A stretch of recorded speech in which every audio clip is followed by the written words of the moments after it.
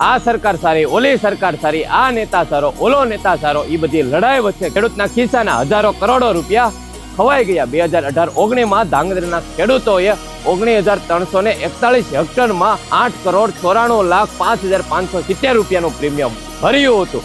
પાક વીમાના નિયમ અનુસાર ખેડૂતને 1 હેક્ટર દીઠ 38,381 રૂપિયા પાક વીમો મળવો જોઈએ, પણ મળ્યો કેટલો?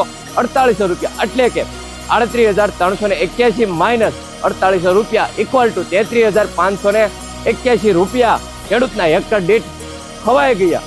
આવી જ રીતે ખાલી ધાંગધ્રા તાલુકાના ખેડૂતોના 69,98,80,541 રૂપિયા ખવાયા। તેવી જ રીતે હળવદ તાલુકામાં 109,64,80,000 રૂપિયા ખવાયા। આવા તો ગુજરાતમાં 267 તાલુકા છે, તો ગુજરાતના ખેડૂતોના કેટલા હજારો કરોડો રૂપિયા ખવાયા છે। આ તો વર્ષ 18-19 વાત છે। વર્ષ 15, 16, 16, 17, 17, 18 આ વર્ષમાં કેટલા ખવાયા છે એનો હિસાબ પણ ન મળે તો પણ કોઈનો વાળ વાકો થયો તો કે જવાબ છે ના।